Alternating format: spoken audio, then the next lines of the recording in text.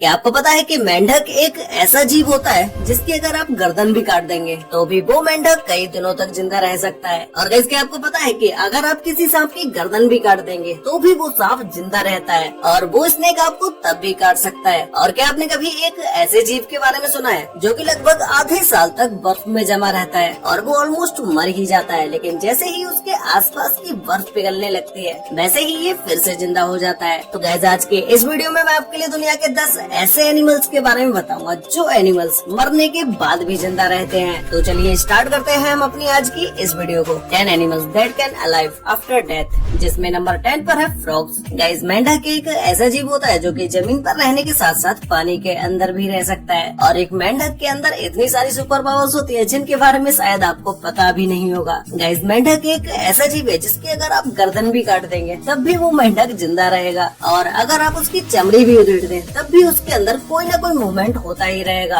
और ऐसा नहीं है कि अगर आप किसी मेंढक की गर्दन काट देते हैं तो वो सिर्फ कुछ सेकंड तक ही या कुछ मिनट तक ही जिंदा रहेगा। एक सर कटा हुआ मेंढक कई दिनों तक भी जिंदा रह सकता है, क्योंकि मेंढक पानी पीने के लिए अपने मुंह का इस्तेमाल नहीं करता है बल्कि अपनी स्किन का इस्तेमाल करता है। मतलब कि हम ऐसा बोल सकते हैं कि एक मेंढक अपनी स्किन से पानी पीता है, न कि अपने मुंह से। अब आप लोग सोच रहे होंगे कि भाई जब एक मेंढक सर कटवाने के बाद भी जिंदा रह सकता है तो वो आखिर कितने दिनों तक जिंदा रहेगा। तो गाइस, ऐसी सिचुएशन में किसी भी मेंढक की मौत उसका सर कटने की वजह से नहीं होती है बल्कि उसके भूखे रहने की वजह से होती है। वो मेंढक पानी तो अपनी स्किन से पी सकता है लेकिन वो खाना नहीं खा सकता। नंबर 9 पर है फिश। गाइस, समुद्र में कुछ ऐसी मछलियाँ भी रहती है जिनका आधे से ज्यादा शरीर नहीं होता है, लेकिन फिर भी वो मछलियाँ समुद्र में जिंदा तैरती हुई नजर आती हैं। जैसे आप इसी मछली को देख लीजिए जिसका आधे से ज्यादा शरीर नहीं है, फिर भी ये मछली पानी के अंदर जिंदा तैर रही है। अब इसी मछली को ही देख लीजिए जिसके ऊपर का भाग कटा हुआ है, लेकिन फिर भी ये मछली जिंदा है। ऐसा इन समुद्री जीवों के साथ इसलिए होता है जब एक छोटी मछली के ऊपर बड़ी मछली अटैक कर देती है, और अटैक करने के बाद इन मछलियों की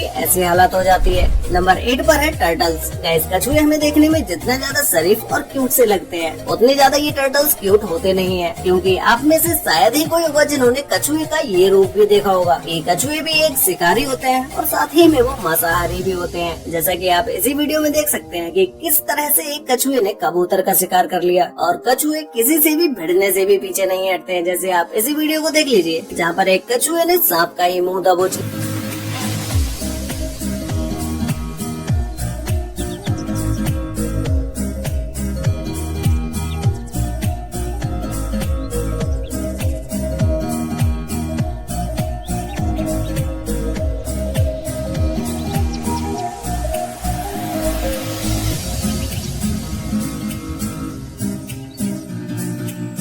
इन सभी चीजों के अलावा कछुए के अंदर भी एक और ऐसी चीज होती है जिसकी वजह से वो मरने के बाद भी जिंदा रहता है। जैसा कि आप अभी इस वीडियो में देख ही रहे हैं कि एक कछुए को मगरमच्छ खाने की कोशिश कर रहा है, और ये मगरमच्छ कछुए के सर को और पैरों को तो खा ही लेता है, लेकिन अपना सर कटने के बाद भी ये कछुआ अभी भी जिंदा है, क्योंकि कछुए के हार्ट में पेसमेकर सेल्स पाए जाते हैं। इसीलिए कछुए का हार्ट कभी भी काम करना बंद नहीं करता, चाहे उसे ब्रेन से सिग्नल आना ही क्यों न बंद हो जाए, फिर भी हार्ट अपना काम करता रहता है। और एक टर्टल के हार्ट में फ्यूल सेल्स भी पाए जाते हैं जो कि हार्ट को तब तक चालू रखते हैं जब तक कि इसके अंदर का आखिरी सेल भी खत्म न हो जाए। नंबर 7 पर है स्नेक। गाइस, स्नेक कितने ज्यादा डेंजरस होते हैं ये तो हम सभी लोगों को पता ही है। अगर एक जहरीला स्नेक किसी को भी काट लेता है तो उसका मरना तो तय ही होता है। लेकिन क्या आप सांपों के बारे में ये जानते हैं कि एक सांप का सर कटने के बाद भी वो आपको काट सकता है, और उस सांप का जहर उतना ही जहरीला होगा जितना कि उसका सर कटने से पहले था। अब आप लोग सोच में पड़ गए होंगे कि भाई जब एक सांप का सर काट दिया जाएगा तो वो कैसे किसी को भी काट लेगा। तो कैसे एक सांप का सर कटने के बाद भी उसका एंटीवेनम सिस्टम एक्टिवेट रहता है, इसी की वजह से सांप किसी को भी अपना सर कटने के बाद भी काट सकता है। और ऐसा नहीं है कि किसी भी सांप का सर कटने के बाद उसकी बॉडी के अंदर कोई भी मूवमेंट नहीं रहता है। स्नेक का सर कटने के बाद भी उसकी बॉडी पूरी तरह से मूवमेंट करती रहती है। नंबर 6 पर है ऑक्टोपस। गाइस, आपने इंटरनेट पर ऐसी बहुत सारी वीडियोस भी देखी होंगी जहाँ पर लोग ऑक्टोपस को भी खा लेते हैं, और कुछ लोग तो ऐसे भी होते हैं जो कि जिंदा ऑक्टोपस को ही खा जाते हैं। हैं। लेकिन ऑक्टोपस की एक सबसे खास बात ये होती है कि ऑक्टोपस के आर्म्स कटने के बाद भी मूवमेंट करते रहते हैं। अगर आप इन्हें जरा भी टच करेंगे तो ये मूवमेंट करना स्टार्ट कर देंगे। इसे ऑक्टोपस को खाने की वजह से बहुत सारे लोगों की मौत भी हो जाती है, क्योंकि ऑक्टोपस के कटे हुए आर्म्स मूवमेंट ही नहीं करते हैं, बल्कि वो मुंह के अंदर जाने के बाद किसी भी जगह पर चिपक भी सकते हैं। ऐसे ही ऑक्टोपस के आर्म्स को खाते हुए लोगों की डेथ भी हो चुकी है। नंबर 5 पर है एलिगेटर्स। गाइस, एलिगेटर्स एक ऐसे एनिमल्स होते हैं जिनके बारे में तो हम सभी लोग जानते ही हैं कि इनके अंदर कितनी ज्यादा ताकत होती है। और इस लिस्ट में एलिगेटर का नाम सुनते ही आप लोग सोच रहे होंगे कि भाई एलिगेटर के अंदर ऐसा क्या होता है जो कि मरने के बाद भी जिंदा हो सकता है। तो गाइस, एलिगेटर एक ऐसा एनिमल है जो कि बर्फ में कई महीनों तक जमा रहता है, लेकिन जब बर्फ पिघलता है तो ये उसमें से जिंदा निकल आता है। ये एलिगेटर ऐसा इसलिए कर पाता है क्योंकि इसके शरीर के अंदर कुछ ऐसी खूबियाँ होती हैं जिससे ये अपने शरीर के अंदर के ब्लड सर्कुलेशन को बहुत ही स्लो कर देता है, जिसकी वजह से सिर्फ इसकी दिल की धड़कनें चलती रहती हैं, बाकी की पूरी बॉडी इसकी फ्रीज हो जाती है। और जैसे ही बर्फ पिघलना शुरू होता है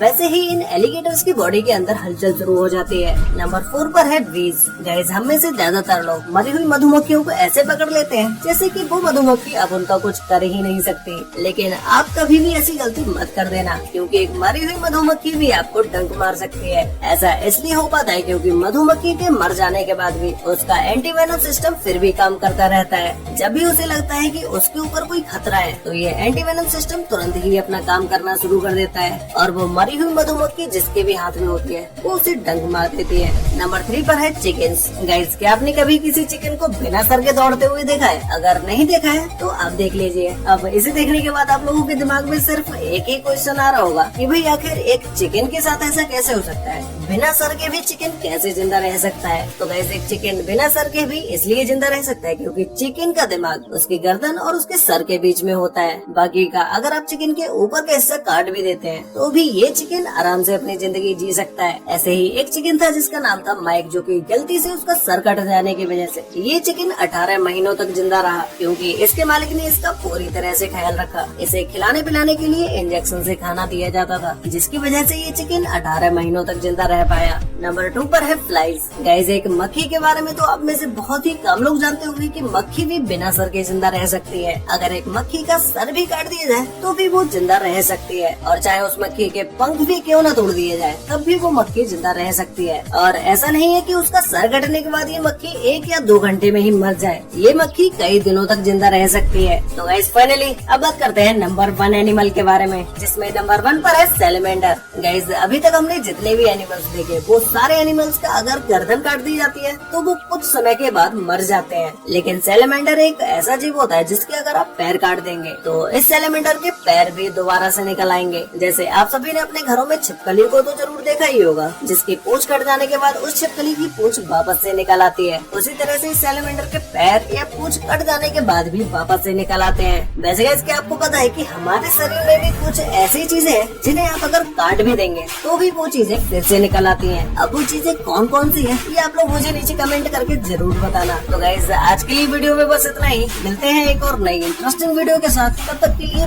बाय।